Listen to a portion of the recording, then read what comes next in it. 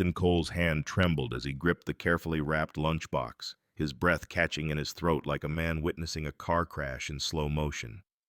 Through the bustling cafeteria of Riverside Elementary, past the cheerful chatter of 200 children, his eyes found her. Grace. His 8-year-old daughter sat completely alone at a corner table marked with a handwritten sign that made his blood run cold. Financial Assistance Program. The irony struck him like a physical blow. This was the same school where his name gleamed in bronze letters above the library entrance, the Sarah Cole Memorial Library, funded by his $500,000 donation. The same institution where his quarterly checks kept the arts program alive, yet here sat his daughter, isolated like a pariah, while Mrs. Sterling approached her with the kind of disdain reserved for unwanted pests. How had the man who built this school's future become powerless to protect his own child's present? Before we continue, please leave a like and let me know which city you're watching from. Now, let's get back to the story. 2 years earlier, Ethan Cole had been a different man entirely. The tech entrepreneur who built Coltech Solutions from a cramped garage into a $50 million empire was accustomed to solving problems through sheer determination and strategic thinking. But ovarian cancer doesn't negotiate with millionaires, and Sarah Cole's battle lasted 18 brutal months that stripped away every illusion Ethan had about controlling life's outcomes. On her deathbed at Riverside General, Sarah's final coherent words haunted him still. "Promise me you'll never let Gracie feel as alone as I felt growing up poor." Ethan had squeezed her hand and sworn that oath, not understanding then how impossible it would prove to keep. Grace Cole, now 8 years old, carried her mother's artistic soul in a body that processed the world differently than her peers. Bright and sensitive, she had inherited Sarah's gift for seeing beauty in ordinary moments, but also struggled with mild dyslexia that made simple tasks like reading lunch menus an exhausting challenge. Her teachers labeled her slow, never bothering to discover the creative mind that flourished when given time and patience. After Sarah's death, Ethan sold his company and moved their small family to the affluent Riverside district, enrolling Grace at the prestigious elementary school that charged $25,000 per year. He wanted to honor Sarah's dream of the best education for their daughter, and anonymously donated $500,000 to build the Sarah Cole Memorial Library. The irony wasn't lost on him that his wife, who grew up in poverty, now had her name carved in marble at one of the state's most exclusive institutions. The lunchbox tradition began as Ethan's desperate attempt to fill the maternal void. Sarah had always prepared elaborate meals with little love notes tucked inside, and Ethan burned countless sandwiches learning to replicate that magic. Grace never complained, even when his early attempts emerged charred and inedible. Each morning, he carefully wrote, "I love you, Gracie, Dad," on small cards, his businessman's handwriting clumsy but sincere. Their $2 million home felt cavernous without Sarah's laughter filling its rooms. Extended family lived across the country, leaving Ethan and Grace essentially alone except for Hope, their golden retriever who had become Grace's primary confidant. Ethan worked from his home office, always available for school calls that never came, always asking about friendships that Grace increasingly avoided discussing. He should have recognized the signs: her growing withdrawal, the way she deflected questions about school, how she clung to Hope during homework time. But grief had made him blind to everything except his own desperate need to keep his promise to a dead woman. The alarm buzzed at 6:30, but Ethan was already awake, staring at the ceiling where shadows danced in patterns that reminded him of Sarah's laugh. The morning ritual of preparing Grace's lunch had become his meditation, the one daily task that made him feel useful as a father. In the spacious kitchen of their Riverside home, he laid out ingredients with the precision of a surgeon organic turkey. Whole grain bread Sarah would have approved of, fresh strawberries cut into perfect heart shapes. Grace appeared in the doorway, rubbing sleep from her eyes, wearing the navy sweater with small white flowers that Sarah had bought her last Christmas. Ethan noticed it was her lucky sweater, only worn when she felt particularly anxious. His 8-year-old daughter moved like a ghost through their morning routine, unusually quiet even for Grace's typically reserved nature. "Excited about lunch with your friends today?" Ethan asked, carefully wrapping the sandwich in wax paper decorated with tiny rainbows. Grace's shoulders tensed almost imperceptibly, and she picked at her cereal without meeting his eyes. I guess, she mumbled, a response that sent warning bells through Ethan's mind. While Grace brushed her teeth upstairs, Ethan packed her backpack and discovered a crumpled piece of notebook paper wedged behind her math folder. His heart sank as he smoothed out the wrinkled page and read Grace's careful handwriting. "Dear Daddy, I don't want to tell you, but—" The sentence ended abruptly, as if she'd been interrupted or lost courage. Below were several false starts, each crossed out with increasing frustration. When Grace returned, Ethan held up the paper gently. "Sweetheart, what were you trying to tell me?" Grace's face flushed crimson, and she quickly stuffed the letter into her pocket. "It's nothing, Daddy. Just homework."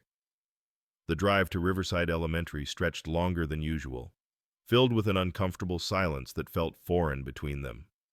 Grace stared out the passenger window, occasionally adjusting her lucky sweater with nervous fingers. As they pulled into the circular driveway lined with perfectly manicured hedges, she turned to him with a question that stopped his heart. "Daddy, have you ever been embarrassed of who you are?" Ethan shifted the car into park, studying his daughter's serious expression. "What makes you ask that, baby girl?" "Just wondering," Grace said, unbuckling her seatbelt with unusual haste. "If Mommy was still here, do you think I'd be different?" The question hit Ethan like a physical blow. He reached for Grace's hand, but she was already climbing out of the car, shouldering her backpack with the same determined resignation he'd seen Sarah display during chemotherapy treatments. Originally, Ethan had planned to spend the day in his home office, reviewing investment portfolios and preparing for a 2 o'clock conference call with potential partners. But something about Grace's behavior, combined with that mysterious letter, gnawed at his instincts like a persistent ache. He found himself calling Rebecca, his assistant, asking her to handle the investor meeting. "I want to surprise Grace at lunch," he explained, though the words felt inadequate for the urgency driving his decision. By 12:15, Ethan stood in Riverside Elementary's parking lot, holding the beautifully wrapped lunchbox that contained not just food, but all his hopes for recapturing the joy that had died with Sarah. The security guard, Mr. Peterson, recognized him immediately. "Mr. Cole, here to check on the library renovation." Peterson's warm greeting reminded Ethan that his face was familiar around campus, even if his daughter's struggles remained invisible. "Just surprising Grace with lunch," Ethan replied, feeling optimistic for the first time in weeks. He imagined Grace's face lighting up when she saw him, maybe inviting Emma Watson and other classmates to share the feast he'd prepared. The corridor leading to the cafeteria buzzed with typical lunchtime energy. Children's laughter echoed off polished floors, and Ethan found himself rehearsing his cheerful greeting, anticipating Grace's delighted surprise. Other parents passed him, some offering polite nods of recognition, others chatting warmly with their children about upcoming weekend plans. As the cafeteria doors came into view, Ethan adjusted his tie nervously, the same gesture he'd made before proposing to Sarah 15 years earlier. The lunchbox felt heavier with each step, weighted not just with sandwiches and fruit, but with the crushing responsibility of keeping promises to a woman who would never witness their fulfillment. He scanned the bustling room for Grace's familiar brown curls, expecting to find her surrounded by the friendships he'd assumed were flourishing in his absence. The weight of Sarah's memory pressed against his chest like a stone, reminding him that this simple act of bringing lunch carried the hopes of two parents, though only one remained to see it through. The cafeteria doors swung open to reveal a scene that would forever alter Ethan Cole's understanding of his daughter's world.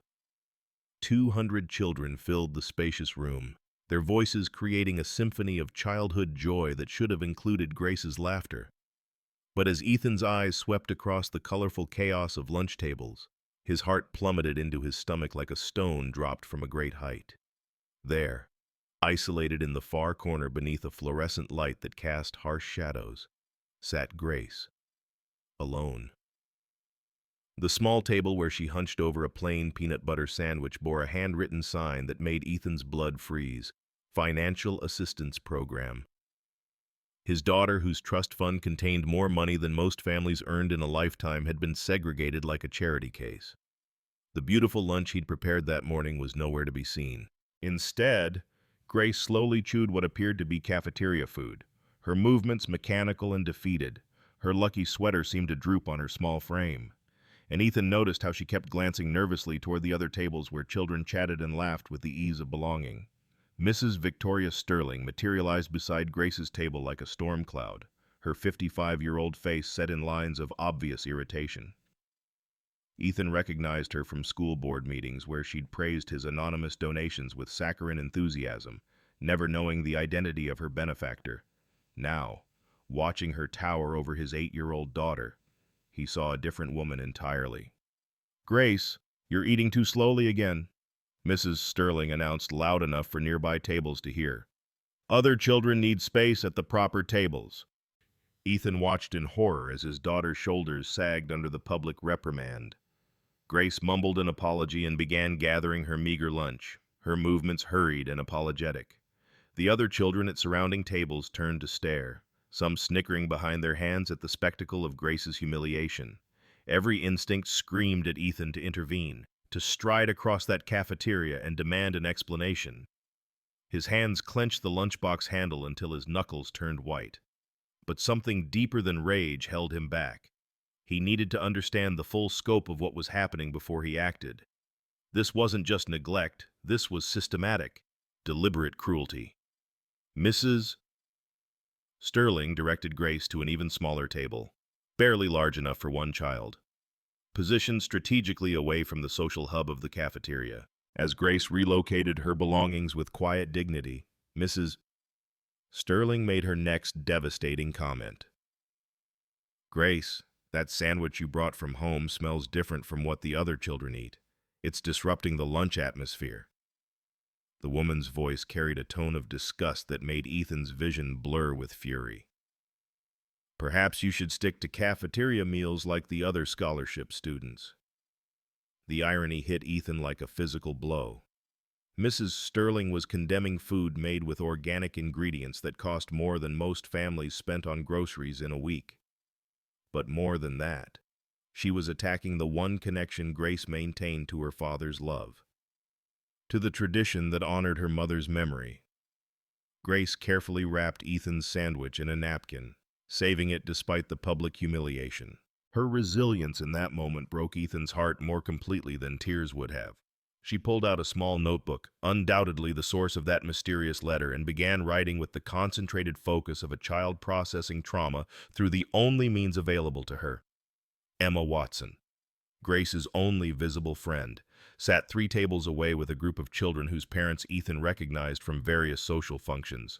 Emma kept glancing toward Grace with obvious sympathy, but the 8-year-old lacked the courage to challenge adult authority by joining her ostracized friend. Ethan didn't blame her. He blamed the system that put children in impossible positions. Mrs. Sterling's transformation as she moved away from Grace was startling. Her harsh demeanor melted into warm smiles as she approached tables occupied by children whose parents were visibly present for lunch. She complimented their homemade meals, asked about family vacation plans, and demonstrated the kind of nurturing attention that should have been universal but had been weaponized as a privilege. "What a beautiful quinoa salad. Madison, your mother has such creative lunch ideas." Mrs. Sterling gushed to a girl whose father owned 3 car dealerships. The hypocrisy was so blatant that Ethan wondered how other adults could witness this disparity without intervention. Ethan forced himself to back away from the cafeteria doors before his presence was detected. In his BMW, hands shaking with suppressed rage, he sat beside the untouched lunchbox and felt a helplessness he hadn't experienced since watching Sarah's final breath. His wealth, his influence, his status as the school's primary benefactor, none of it had protected Grace from institutional cruelty. The businessman in him began calculating next steps. He needed evidence, documentation, a strategic approach rather than emotional reaction. He called Rebecca and cleared his schedule for the remainder of the week, then contacted the private investigator who'd handled his divorce attorney's background checks years earlier. When Grace arrived home that afternoon, her performance was Oscar-worthy. Bright smile, enthusiastic chatter about making friends and having a great lunch. She went to her room early, claiming exhaustion from such a fun day. But Ethan heard muffled crying through her door and the soft whispers she shared with Hope. their golden retriever who had become her most trusted confidant. As Ethan stared at the uneaten lunchbox on his kitchen counter, he made a silent promise that dwarfed the one he'd given Sarah. Someone would answer for every tear his daughter had shed in that cafeteria, for every moment she'd felt ashamed of being exactly who she was meant to be. The investigation began at dawn on Tuesday, November 16th, with Ethan hiring Marcus Chen, a private investigator whose discretion had proven invaluable during his corporate acquisitions. Within hours, Marcus had positioned microcameras throughout the cafeteria and established a surveillance protocol that would document every interaction involving Grace during lunch periods. Ethan spent Tuesday morning reviewing Grace's academic records, a task that revealed disturbing patterns he'd missed while drowning in his own grief.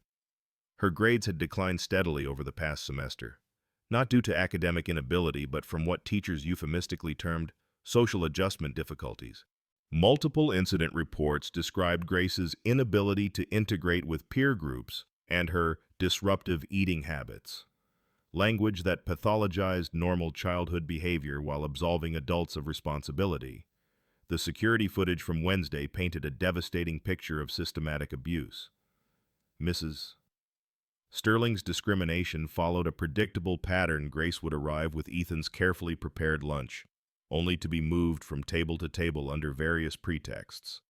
Her homemade meals were confiscated for safety violations, too much salt, potential allergens, inappropriate packaging. Each excuse was medically baseless but socially effective, gradually isolating Grace from her peers while undermining her confidence in her father's love. Thursday brought the most shocking revelation of all. During a scheduled parent-teacher conference, Mrs. Sterling displayed breathtaking honesty about her motivations when she believed she was speaking confidentially to a concerned father. "Mr. Cole, I'll be frank," she said, settling into her chair with the authority of someone who'd never been challenged. "Grace simply doesn't fit in with our typical families. Her eating pace is slower than other children. And frankly, her lunch choices are unusual. The quinoa salads and organic fruit arrangements make other children uncomfortable." Ethan struggled to maintain his composure as Mrs. Sterling continued her character assassination of an 8-year-old child. "We've found that children from new money backgrounds often struggle with the social dynamics here. Old families understand certain expectations that newer families haven't learned yet." The woman's unconscious bias was staggering.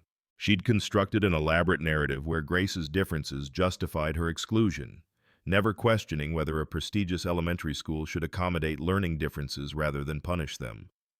More disturbing was her assumption that Ethan, whom she didn't recognize as the school's primary benefactor, would agree with her assessment. By Friday, Ethan's investigation had expanded into the broader parent community, revealing a web of gossip and misinformation that Mrs. Sterling had carefully cultivated. She'd been telling influential families that Grace was a scholarship student whose father worked in computers, technically true, but deliberately misleading. Parents had been avoiding playdates and social interactions based on false assumptions about the Cole family's social standing. The discovery of Grace's hidden journal that weekend nearly broke Ethan's resolve entirely. Tucked behind books on her bedroom shelf, the small notebook contained months of devastating entries written in her careful 8-year-old handwriting.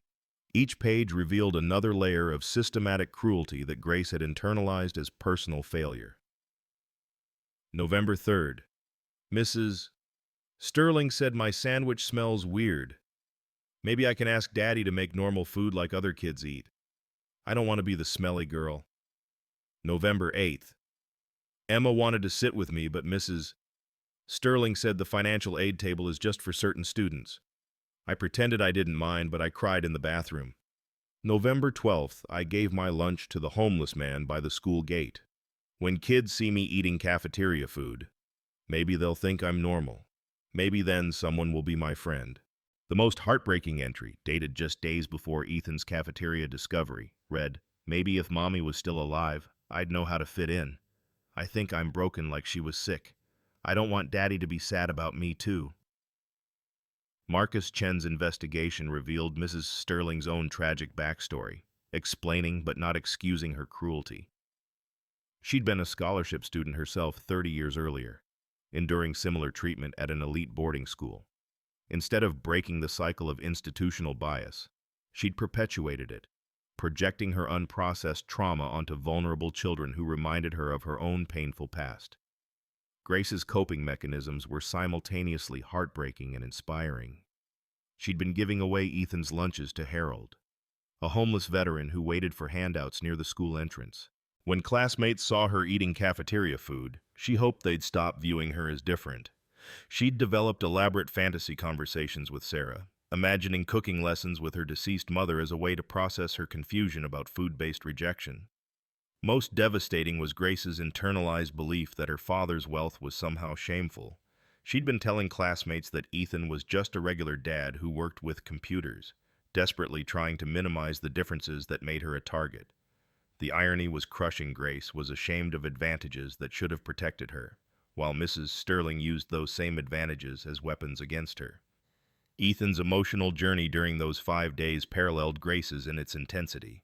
Sleepless nights were spent reviewing surveillance footage, each viewing more painful than the last. His grief over Sarah became entangled with rage at Grace's treatment, creating a toxic mixture of guilt and fury that threatened his judgment. He questioned every decision since Sarah's death, wondering if his focus on providing material comfort had blinded him to his daughter's emotional needs. Support emerged from unexpected sources. Ms. Claire Johnson, the school counselor, revealed she'd been documenting concerns about Grace's treatment but had been overruled by administration. Emma Watson's mother, divorced teacher Jennifer Watson, offered to testify about the discrimination she'd witnessed. Even Mr. George Hammond, the principal, seemed genuinely shocked when presented with evidence of systematic abuse occurring under his leadership. The legal case began taking shape with devastating clarity. 2 weeks of documented evidence, video testimony showing Grace's deterioration, financial records proving the family's contributions versus their treatment, and expert psychological testimony about the impact of systematic exclusion on child development. Ethan's legal team estimated the emotional distress case could be worth millions, but money had never been less important to him. Friday afternoon brought Grace's breaking point. She arrived home with a torn dress and scraped knee, claiming she'd fallen down during recess. Security footage revealed the truth. She'd been deliberately pushed by 3 classmates while Mrs. Sterling watched from across the playground without intervention. When Grace finally collapsed into Ethan's arms, sobbing uncontrollably, she revealed the depth of her self-blame. "I'm sorry, Daddy. It's my fault for being weird. Maybe if I try harder to be normal, they'll stop being mean." Her words shattered something fundamental in Ethan's chest, the last vestige of his belief that love alone could protect his daughter from the world's cruelty. That evening, Ethan made his final preparations for confrontation. The investigation phase was over. Action was required. He scheduled an emergency meeting with the school board for the following Monday, prepared a comprehensive presentation documenting systematic abuse, and wrote his resignation letter from the board of directors as a nuclear option if justice wasn't served. As Grace slept fitfully in her bedroom, talking to Hope about playground incidents she thought no adult would understand, Ethan sat in his home office surrounded by evidence of institutional failure. The little girl who'd once helped her mother plant flowers was being systematically destroyed by adults who should have nurtured her growth. Monday would bring reckoning. But first, Ethan had one more surveillance mission to complete. He would witness Mrs. Sterling's cruelty one final time, gathering the evidence needed to ensure that no other child would suffer Grace's fate under that woman's authority. Monday morning, November 23rd, arrived with the crisp promise of reckoning. Ethan Cole stood in his walk-in closet, selecting not the tailored suits that had defined his corporate identity, but a borrowed uniform from Security Tech Solutions, one of the small companies in his investment portfolio. The navy blue shirt bore a generic logo, and the baseball cap pulled low over his eyes transformed the millionaire philanthropist into an invisible service worker. The transformation was more than cosmetic. As Ethan adjusted the fake clipboard that would serve as his prop, he understood that today's mission required him to inhabit the world where service employees moved through elite spaces unseen and unheard. The same invisibility that Mrs. Sterling had weaponized against his daughter would now serve his pursuit of justice. Rebecca Torres coordinated the operation from her car in the school parking lot, ensuring that every legal requirement was met for the evidence they would gather. Hidden cameras, already installed throughout the cafeteria, would capture Mrs. Sterling's behavior when she believed no authority figures were watching. Ethan's legal team waited on standby, prepared to file discrimination charges the moment sufficient evidence was obtained. Even Grace didn't recognize her father as he wheeled a cart of supplies through the cafeteria at 11:45 a.m., 15 minutes before lunch period began. The other staff members treated him exactly as he'd anticipated, with polite indifference reserved for contract workers. Mrs. Sterling barely glanced in his direction as she arranged lunch tables with military precision, her movements betraying the same authoritarian control that had terrorized his daughter for months. The lunch period that followed exceeded Ethan's worst expectations. With several school board members visiting for their quarterly assessment, Mrs. Sterling's performance reached new heights of theatrical cruelty.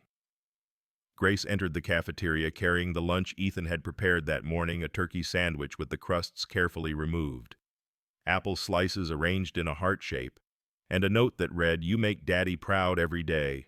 Love, Dad." Mrs. Sterling intercepted Grace before she could reach any table, her voice carrying across the bustling room with calculated volume. "Grace, dear, I see you've brought another one of your special lunches. Let me help you find the appropriate seating area." The appropriate seating area was the same isolated corner where Grace had suffered for months. But today, Mrs. Sterling added an extra layer of humiliation. As Grace carefully unwrapped her sandwich, Mrs. Sterling appeared to stumble, deliberately knocking the lunch to the floor where it scattered across dirty linoleum. "Oh my goodness, Grace, how clumsy of me," Mrs. Sterling announced with mock concern. "I suppose you'll need to eat cafeteria food today like the other children who receive assistance." Ethan gripped his clipboard until his knuckles turned white, watching his daughter stare at the ruined sandwich that represented hours of his love and effort. Grace didn't cry immediately. Instead, she knelt to gather the scattered pieces with the same quiet dignity that had characterized her suffering throughout this ordeal. The other children, emboldened by Mrs. Sterling's obvious approval, began to giggle and whisper among themselves. "Some children need to learn gratitude for what they're given," Mrs. Sterling continued, addressing the broader cafeteria as if Grace's humiliation was a teaching moment. "When we receive charity, we should be thankful rather than demanding special treatment." The breaking point arrived when Grace, finally overwhelmed by the public degradation, began to cry softly as she stared at the remnants of her father's love note now stained with cafeteria floor grime. The other children's laughter grew louder, encouraged by Mrs. Sterling's satisfied smirk, until 8-year-old Emma Watson could no longer contain her outrage. "Leave Grace alone." Emma's voice cut through the cafeteria noise like a blade. "Her dad makes the best lunches, and you're being mean." Mrs. Sterling's response was swift and merciless. "Emma Watson, you will report to the principal's office immediately for disrupting lunch period and disrespecting authority." Ethan watched through the one-way glass of the serving window as his daughter's only defender was removed from the scene, leaving Grace completely isolated with her tormentor. Sarah's voice echoed in his memory. Let her fight her own battles when she can. But his dead wife had never anticipated battles this unfair. Grace was only 8 years old, facing institutional authority designed to crush rather than nurture her spirit. The final escalation began when Mrs. Sterling discovered Grace's love note among the scattered food debris. Holding the stained paper aloft like evidence of a crime, she read it to the assembled children with theatrical disdain. "Look, everyone, Grace's daddy writes her love letters in her lunch. You make Daddy proud every day. Love, Dad." How precious that some children need constant reassurance about their worth. Grace was forced to stand while 200 children absorbed the lesson that love was somehow shameful. That emotional connection between father and daughter deserved mockery rather than respect.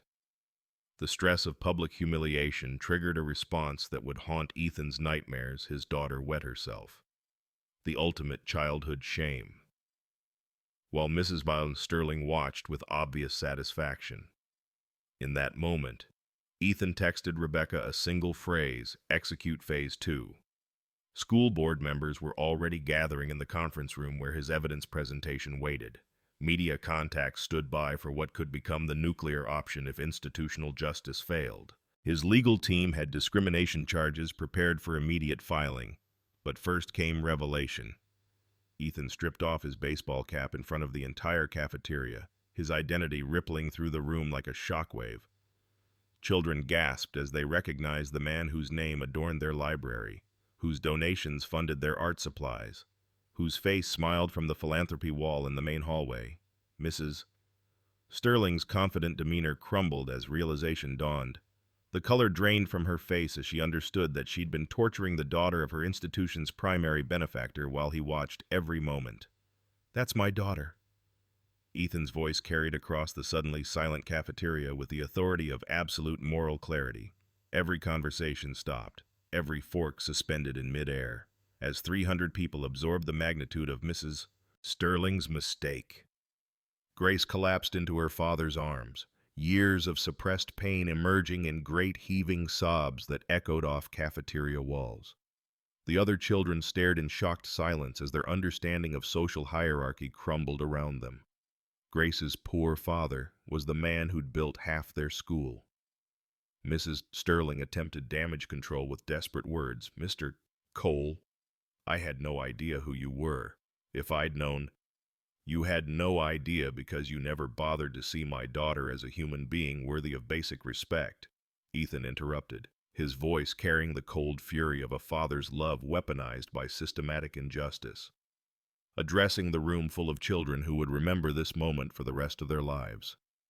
He continued, "Grace Cole is my pride and joy. She deserves the same kindness and respect as every child in this room." To Mrs. Sterling, his final words carried the weight of absolute judgment. "You will answer for every tear my daughter has shed, for every moment she believed herself unworthy of love." As Ethan carried Grace from the cafeteria, her small arms wrapped around his neck like a lifeline, whispers followed them down the hallway. Teachers emerged from classrooms, drawn by the commotion that would reshape their understanding of institutional accountability. Mr. Hammond appeared, frantically attempting to contain a situation that had already exploded beyond his control. Grace whispered against her father's ear, her voice broken with self-blame. "I'm sorry, Daddy. I tried to be good enough." In that moment, Ethan understood that rebuilding his daughter's spirit would require more than justice. It would require teaching her that she had always been perfect exactly as she was. The immediate aftermath of the cafeteria confrontation plunged the Cole household into a darkness that rivaled the bleakest days following Sarah's death. Grace refused to touch dinner that evening, her small body trembling with trauma that went far beyond the day's public humiliation. She curled up with hope in the corner of her bedroom, speaking in whispers that Ethan could hear but not decipher, as if sharing secrets too painful for adult comprehension. That first night brought terrors that shattered what remained of Ethan's composure. Grace woke screaming at 2 a.m., her cries piercing the silence of their too-large house with raw anguish that no 8-year-old should possess. When Ethan rushed to her bedside, she was calling for Sarah with desperate urgency. "Mommy would have protected me," Grace sobbed, her words cutting through Ethan's heart like broken glass. "She would have known what to do. She would have made them like me." Ethan held his daughter through the night, feeling utterly helpless as she alternated between heart-wrenching sobs and eerie silence. For the first time since Sarah's funeral, he seriously considered therapy for both of them, recognizing that some wounds required professional healing rather than paternal love alone. The community response began before dawn, flooding Ethan's phone with calls and messages from parents who suddenly needed to explain their silence during months of witnessed cruelty. Some claimed ignorance with transparent dishonesty. "We had no idea Grace was being treated badly." Others defended Mrs. Sterling with misguided loyalty. "Victoria's been teaching here for 20 years. Surely there's been some misunderstanding." BD. The most telling responses came from parents who admitted knowledge but justified inaction through elaborate rationalizations.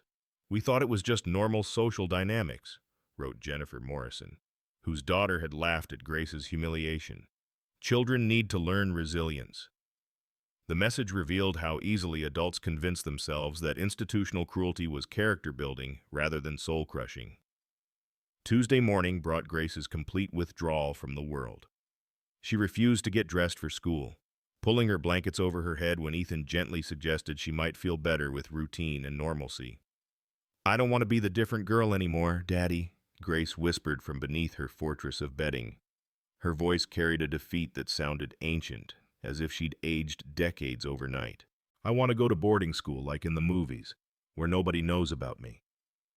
The revelation that his 8-year-old daughter wanted to run away from home hit Ethan with devastating force. Grace was ready to abandon everything familiar, rather than face another day of systematic humiliation.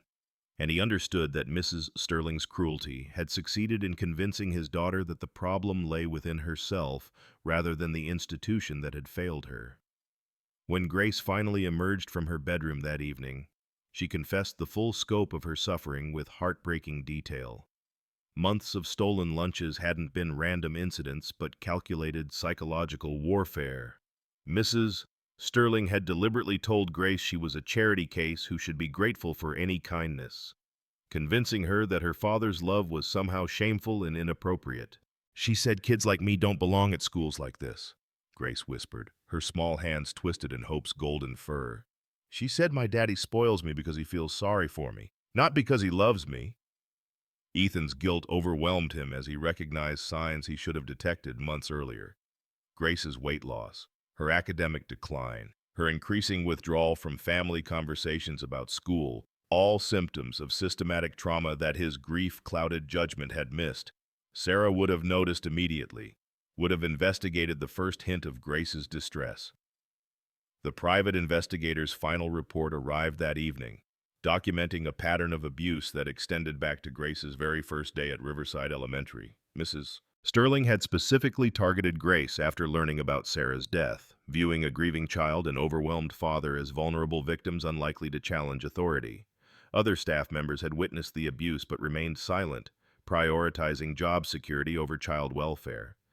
Legal implications became starkly clear as Ethan's attorney outlined potential charges.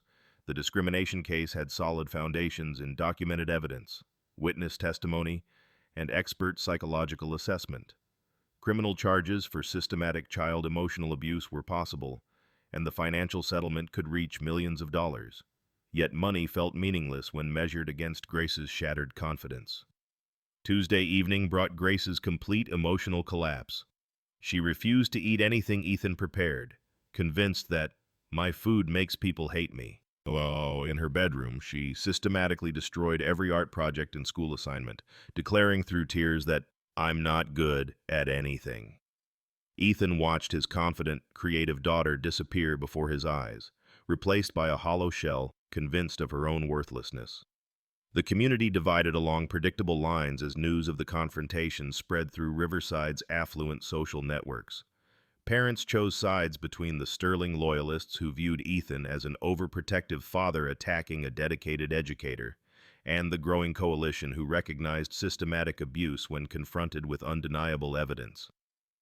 Mrs. Sterling's defense emerged through her attorney and character witnesses who testified to her years of dedicated service. They portrayed her treatment as tough love rather than discrimination, claiming Grace was a spoiled rich child who couldn't handle appropriate structure. The narrative painted Ethan as an enabler whose wealth had shielded Grace from normal social dynamics. Wednesday morning delivered the darkest moment in Ethan's journey as a single father. Grace approached him with a question that stopped his heart. "Daddy, do you think we could go live with Mommy now?" The innocent words carried implications that terrified Ethan more than any business crisis or medical diagnosis.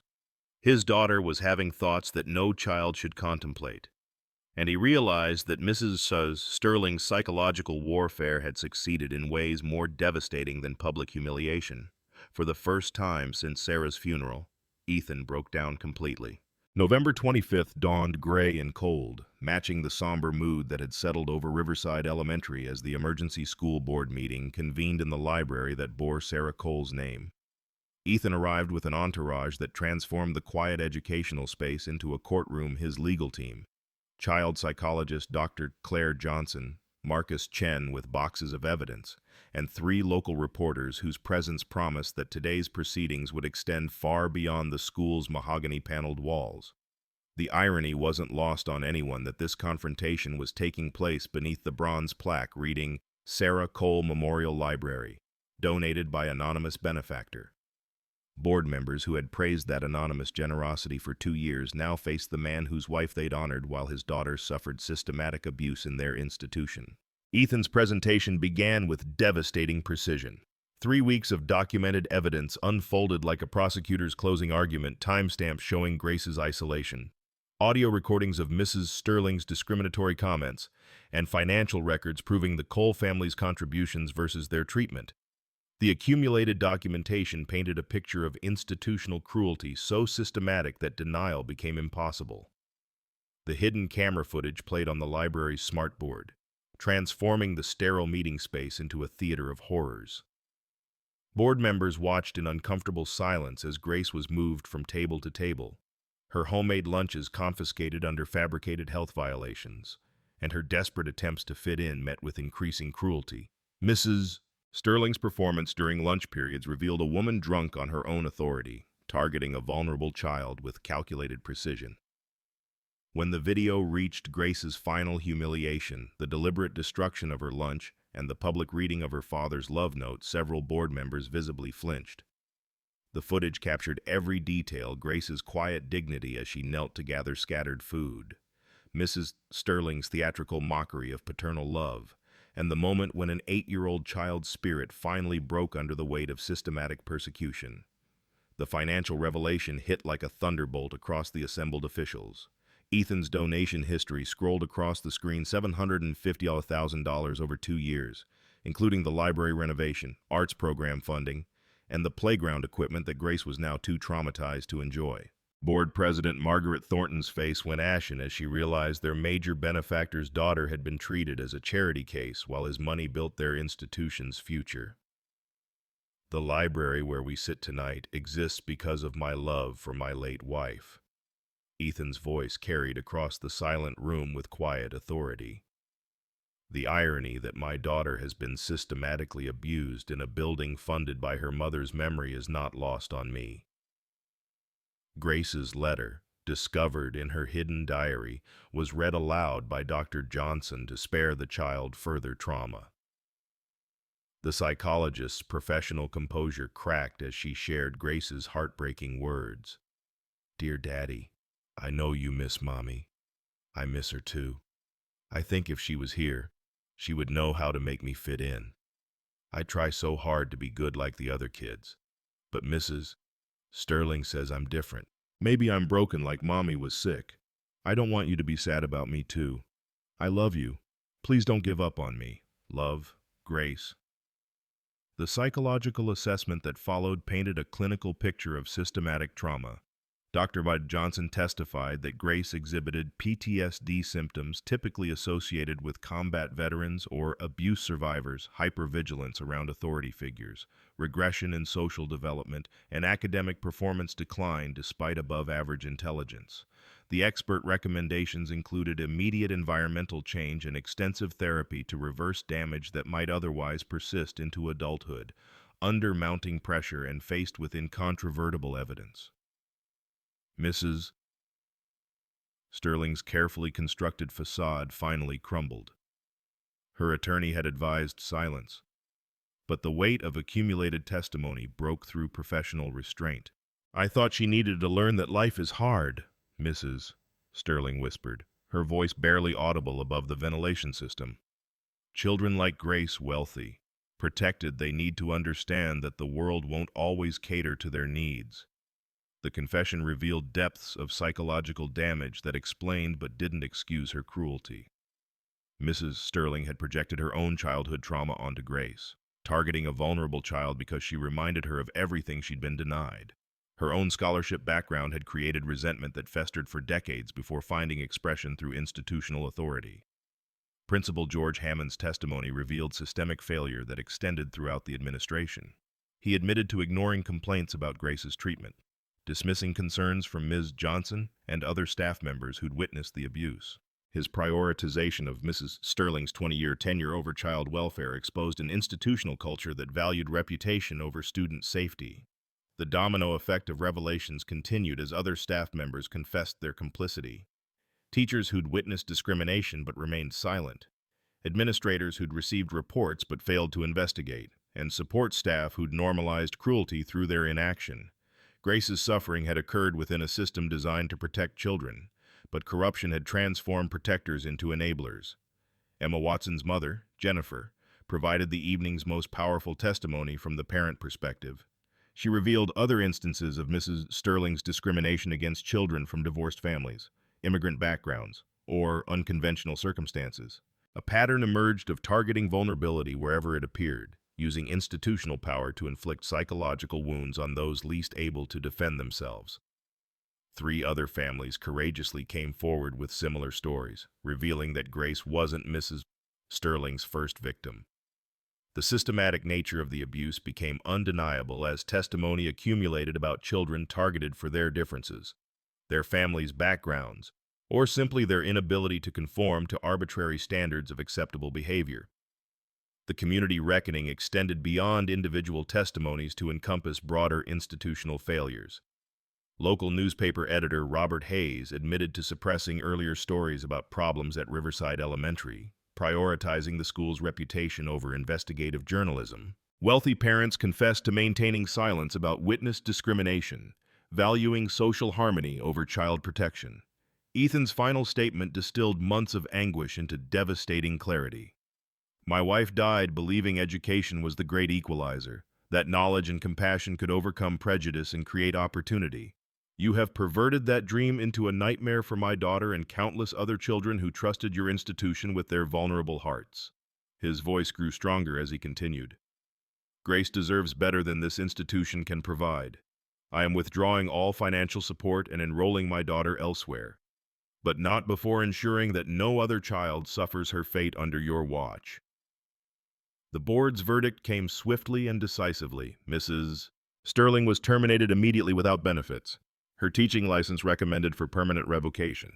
Principal Hammond was placed on administrative leave pending further investigation. The board voted unanimously for complete policy overhaul and an independent investigation into all discrimination complaints from the past 5 years. Grace's moment to speak arrived unexpectedly when she asked to address the assembly that had gathered to discuss her suffering. Her small voice carried across the library with devastating simplicity. I just wanted to eat lunch with friends and learn things. I don't understand why being different is bad.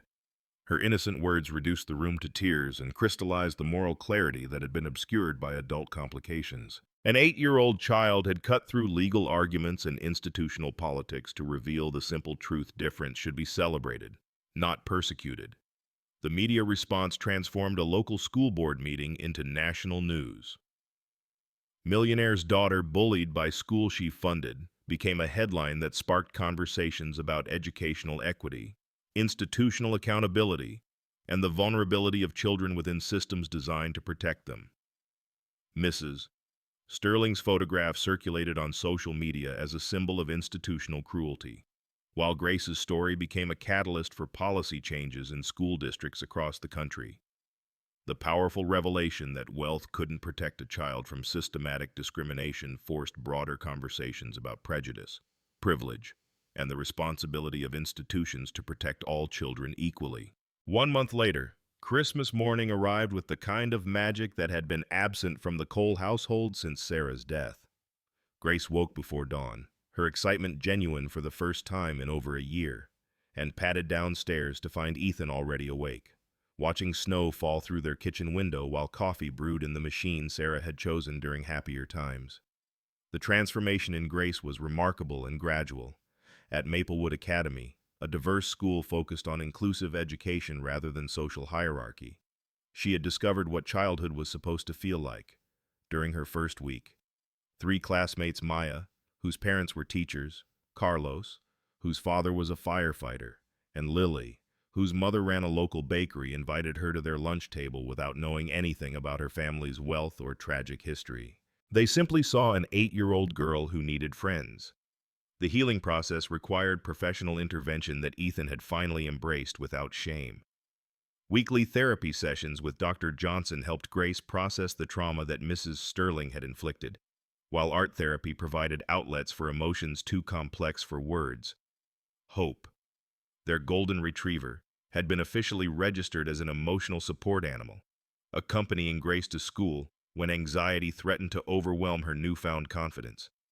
Father-daughter cooking classes at the community center had become their sacred time, transforming meal preparation from Ethan's desperate attempt at maternal replacement into a shared adventure in creativity and love. Grace's suggestions: heart-shaped sandwiches, fruit arranged like rainbows, notes written in both their handwritings turned lunch preparation into collaborative art.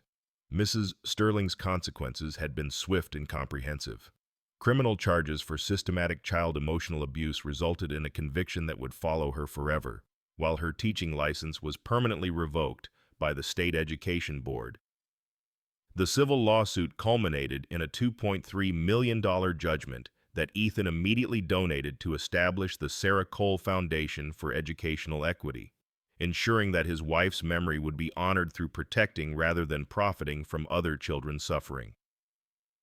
Riverside Elementary operated under completely new leadership, with former Principal Hammond's termination leading to the hiring of Dr. Maria Santos, a nationally recognized expert in inclusive education. Comprehensive anti-discrimination training became mandatory for all staff, while Grace's law, passed by the state legislature, required immediate investigation of all bias complaints in educational settings. The memorial garden planted in Sarah's honor provided a quiet space where students could reflect on kindness and acceptance. Ethan's personal transformation paralleled his daughter's healing. Selling his remaining business interests to focus entirely on family, he discovered that fatherhood required presence rather than provision. His speaking engagements at educational conferences across the country turned their trauma into advocacy, while Grace's Table, a nonprofit organization fighting educational discrimination, provided legal support for families facing similar battles. Christmas morning brought its own special magic as Grace appeared in the kitchen wearing the apron Sarah had given her, ready to prepare breakfast for her father. "I want to take care of you too, Daddy," she announced with the confidence that had returned gradually over the past month. Together, they created heart-shaped pancakes while Hope waited patiently for dropped ingredients, their laughter filling spaces that had been hollow for too long. Under the Christmas tree, Grace's handmade gift waited for discovery, a small book titled Our Family, with drawings depicting their journey from loss through trauma to healing.